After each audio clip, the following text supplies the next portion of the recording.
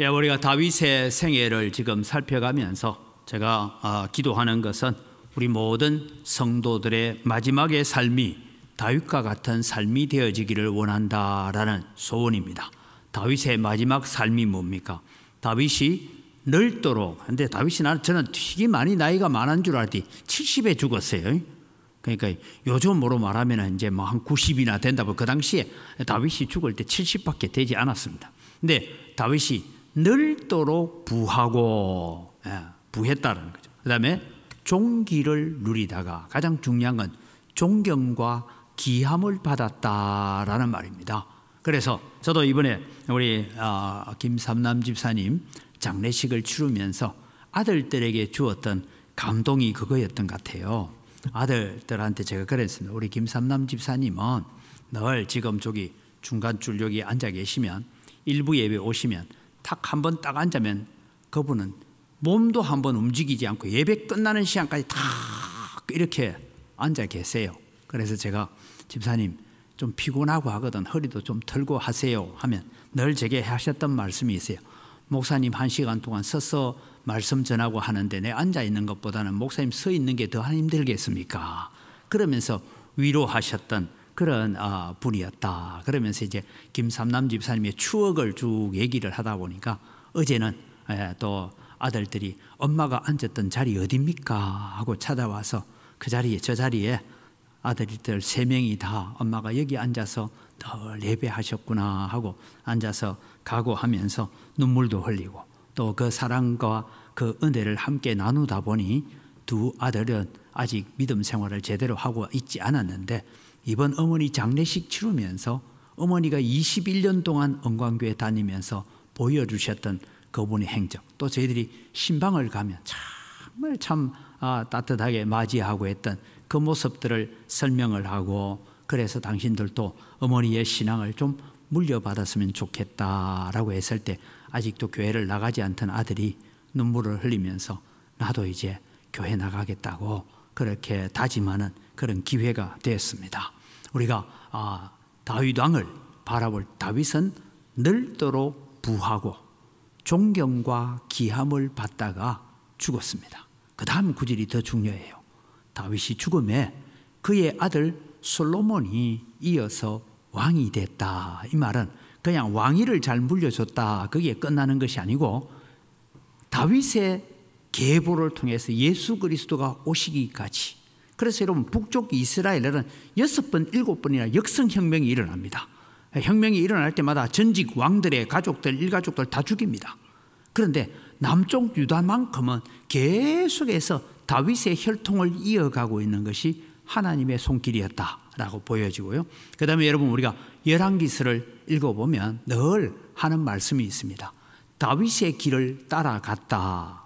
다윗의 길을 쫓지 아니하고, 그래서 다윗이 걸어간 그 길이 곧 왕이 잘했느냐 잘못했느냐의 판단의 기준이 되었죠. 물론 다윗도 실수를 많이 합니다. 오늘 또 다윗의 실수도 우리가 좀 보고 하겠지만, 그렇지만 어떻게 하든 여러분 우리가 천국 갈 때의 우리의 모습들이 다윗 왕이 기록된 것처럼 우리는 그런 믿음의 유산을 남겨가자, 그런 의미에서 지금 다윗의 생애를 살펴보고 있습니다. 뭐 다 아는 얘기 뭘로 하노 이러지 말고 우리 마음속에는 늘 나도 다윗처럼 내 마지막의 인생이 그렇게 기록되어지기를 바란다, 그런 마음으로 걸어갔으면 좋겠습니다. 이미 여러분 다윗은 출생의 비밀도 제가 말씀을 드렸고요.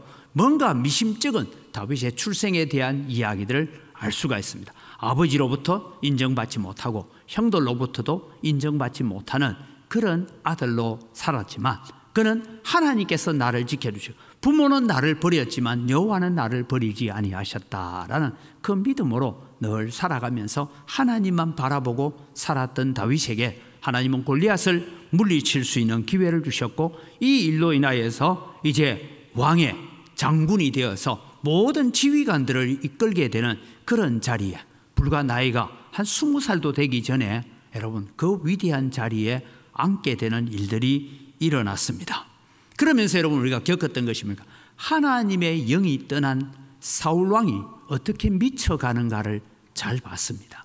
그래서 다윗은 바세바를 취하고 나단 선지에 지적을 받을 때에 이 다윗이 급하게 하나님 앞에 눈물로 엎드려서 구했던 기도가 주의 성령을 내게서 거두지 마옵소서. 여러분, 우리는 살아가면서 늘 기도해야 될 게 내가 성령을 떠나지 않도록 기도해야 됩니다. 성령을 떠나면 사울처럼 되고 성령에 붙잡히면 다윗처럼 된다라는 얘기죠.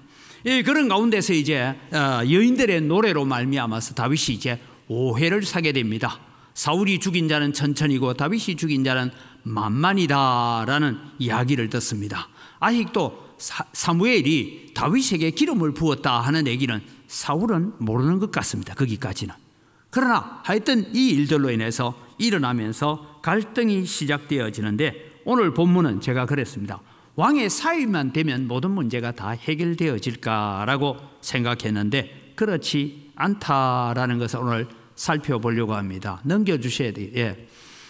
사울이 블레셋을 이용하여서 다윗을 죽게 만들려고 합니다. 쉽게 말하면 내 손에 피를 묻히지 않겠다. 그래서 여러분, 딸을 팔아서라도 다윗이 제거되기를 원하는 마음을 가지고 내 큰딸 메랍을 너에게 아내로 줄 테니까 너는 나를 대신해서 왕의 싸움을 싸우라, 그렇게 합니다.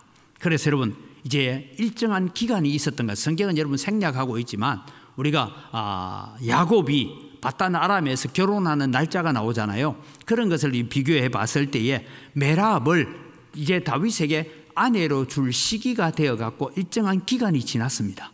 기간이 지났는데 이 사울왕이 메랍을 다른 사람에게 시집 보내버려요. 그래서 약속을 어기는 것이죠. 이럴 때 여러분, 다윗이 가졌던 것이 뭐냐면 초조해졌습니다. 여러분, 성경은 다 생략하고 있지만 다윗의 삶 속에서 드러나고 있는 부분이 뭐냐면 초조한 다윗입니다. 오늘 아침에도 제가 그런 말이에요. 우리가 어떤 일이 더디져지고 무슨 문제가 초조해질 때 우리는 자꾸만 세상적인 방법을 찾게 되는데 그 방법이 아니라 그럴 때일수록 우리는 하나님 앞에 더 엎드리고 하나님의 방법을 우리는 찾아가는 자가 되어야 된다라는 것을 기억을 해야 됩니다. 그래서 이 초조한 다윗에게 다시 이제 왕의 사위가 되라라고 말하는데 딸이 하나 더 있었습니다. 미갈이라는 딸이 나오죠. 미갈이 또 보니까 다윗의 용맹이나 요나단 오빠로부터 다윗이 이렇고 저렇고 뭐 얘기를 듣다 보니까 마음이 홀가닥한 거예요, 이제. 그래서 마음으로 이 다윗을 사랑하게 되어졌다라는 소식이 들립니다. 이 딸의 소식을 들은 이 사울이 어느 정도 바뀌어 가느냐면 딸의 사랑을 정적 제거용으로 사용하기로 했다. 그래서 딸을 팔아서라도 다윗을 제거하려고 하는 이런 사울의 모습을 우리가 보게 됩니다. 여러분, 이게 정상적이지 않다라는 것을 여러분 이해하십시오. 비록 우리가 조선시대도 그런 얘기 있습니다. 왕권은 아버지와 아들 돛으로 나눌 수 없다. 그래서 여러분, 우리가 잘 아는 영조시대의 사도세자 사건이라는 이런 것이 뭔가 하면 결국은 권력이 어디로 가느냐, 여기에 따라서 결국 아들을 뒤주 속에 넣어서 죽게 만드는 그런 일들도 우리 조선시대에도 있었습니다. 그런데 여러분, 이 권력이 다윗으로 넘어갈 것 같은 그 마음에, 그 불안함에 딸의 사랑을 정적 제거용으로 활용하려고 하는 이런 사울의 모습들을 우리가 보게 됩니다. 그래서 이제 다시 조건을 내걸죠. 다윗은 말합니다. 나는, 우리 집안은 천한 사람이고 우리 집안은 그냥 목동이나 하고 양이나 치는 집인데 내가 어떻게 왕의 사위가 되게 난 못한다. 그렇게 얘기하니까 이제 사울이 조건을 겁니다. 뭐냐면 블레셋 사람, 나의 원수 블레셋 사람 100명만 죽여서 포피를 가져오라 하는 것은 쉽게 말해서 여러분 고추를 잘라오라 이 말입니다. 포피를 가져오라는 것은, 그래서 100명만 가져오면 내가 내 딸을 주리라. 사실 그 당시에는, 지금도 마찬가지입니다만, 이 유대 사회에는 결혼을 하기 위해서는, 아내를 데려오기 위해서는 상당한 지참금을 처갓집에 줘야 됩니다. 그런 부분이, 나는 왕의 딸을 데리고 오려면 그거 할 돈이 없다. 여러분, 우리가 흔히 또 결혼할 때도 그러죠. 상대방 지방이 좀 비슷비슷해 너무 격차가 나면 간 사람이 거기에 종도 아닌 것이 그렇게 산다, 이런 얘기들 우리가 하는 것처럼 나는 왕의 사위가 될 만한 자격도 없고 우리 집안은 그냥 양이나 치고 사는 집안인데 내가 어떻게 왕의 사위가 되겠느냐 했을 때에 이제 블레셋 사람 100명을 죽이고 그 증거를 가져와라 합니다. 오늘 성경은 이렇게 얘기합니다. 사울왕이 뭐라 하냐, 이스라엘의 원수인 블레셋이라고 말하지 않습니다. 왕의 원수 블레셋이라고 말합니다. 여러분, 이 블레셋이라는 말이 지금도 있습니다. 팔레스타인이 블레셋입니다. 여러분, 그때 다윗왕 시절에, 사울왕 시절에 이 팔레스타인, 이 블레셋을 완전히 진멸하지 못했기 때문에 사실 하나님께서 가나안 땅에 들어가면 내일은 가나안 땅 안에 7족속 가운데도 블레셋이 들어가거든요. 완전히 진멸해라 했는데 그때 여러분 여호수아 시대 이후로 완전한 진멸 정책을 제대로 하지 못했기 때문에 지금도 역사 속에서 뭡니까? 팔레스타인과 지금 유대인들이 계속해서 분쟁 가운데 있는 갈등이 아직도 있다라는 것을 기억하십시오. 그 다음에 여러분, 아말렉을 진멸하라 했는데 아말렉을 다 진멸하지 못했기 때문에 발생된 사건이 여러분 뭐냐 하면 하만 사건입니다. 하만이 아각 사람 함므다다의 아들 하만이 뭐냐면 바로 아말렉 족속이에요. 그래서 여러분, 우리는 역사적으로 이런 일들을 우리가 살펴보게 되는 것입니다. 블레셋 사람은 왕의 원수가 아니라 이스라엘의 원수였고 하나님의 원수였습니다. 그런데 이 왕은 왕의 원수라고 말하고 있는 데서부터 아직 믿음과 신앙으로 하나님의 말씀 앞에 온전히 오늘 오전에도 모든 명령을 지켜 행하라 하는데 부분적으로만 바라보고 있다라는 것을 우리에게 가르쳐 줍니다. 자, 앞서 제가 그런 얘기죠. 다윗이 초조했다라는 이야기를 제가 말씀드렸습니다. 다음 장면을 보면요, 기한 전에 임무 수행을 끝내버립니다. 쉽게 말하면 여러분, 블레셋과 지금 계속해서 전쟁 가운데 있습니다. 전투 가운데 있어요. 뭐 골리앗이 죽었다고 해서 완전 패전 국가가 된 게 아니고 블레셋과 계속 전쟁에 있고 이 블레셋과의 전쟁에서 누가 죽고 나중에 사울이 죽잖아요. 그런 전쟁이 일어나고 있는 이 마당에 이제 이 다윗은 자기의 신변 보호를 위해, 왜? 지금 왕이 자꾸 나를 보고 뭐가 좀 이상하게 역모를 꾸미는 것처럼 역적 모의를 하는 것처럼 그렇게 오해를 하고 있으니까 내 신변 보호를 위해서라도 뭘 해야 되겠어요? 빨리 왕이 사회가 되어야 되겠다. 그러면 모든 문제가 해결되겠지. 또 하나는 이제 왕이 원했던 것이 100명이었는데 이 다윗이 지금 뭔가 하면 2배, 200명을 죽입니다. 물론 여러분, 팔레스타인 이 블레셋 군사들이 의로운 사람이고 착한 사람이다, 그런 의미는 아닙니다. 그런데 조건이 100명이었는데 200명의 사람을 죽여서 그 포피를 베어다가 왕에게 갖다 바치면서 결혼 지참금을 대신하게 됩니다. 이게 뭔가 하면 다윗이 지금 비록 그는 성령의 감동이 되었고 사무엘로부터 기름 부음을 받기는 했지만 눈앞에 있는 현실 속에 있는 어려움과 눈앞에 있는 현실에 대한 두려움이 그들로 하여금 초조하게 만들었고 그렇게 일하게 만들었습니다. 그래서 여러분, 200명을 죽여가지고 포피를 가지고 왔어요. 이제 결혼식을 했습니다. 결혼을 하여 왕의 사위가 되기는 했지만 사울은 점점 더 다윗을 미워하게 되었다. 다르게 말하면 내 신변 보장을 하는 데 있어서 내가 그렇게 인간적인 방법으로 충성을 하고 다 해봤는데 아무런 도움이 되지 않더라라는 것을 우리에게 가르쳐주고 있습니다. 오늘 여러분, 우리는 살아가면서 우리는 인간적인 어떤 방법이나 그것으로 인해서 싸우는 것이 아니라 우리는 하나님의 명령에 순종해야 됩니다. 그래서 이제 블레셋과 계속 전쟁이 있습니다. 이 전쟁 가운데 오늘 성경 30절은 다윗이 지혜롭게 행했다. 그런데 여러분, 지혜롭게 행하는데 가는 곳마다 승리하고 가는 곳마다 이기는 역사가 일어나는데 그것은 점점 더 사울왕으로 하여금 미치게 만들고 화근이 되는 공로가 되어 간다라는 것입니다. 그래서 평생에 왕의 대적으로 찍히게 되고 그때부터 이제 피난길을 나서야 되는 일들이 일어나게 됩니다.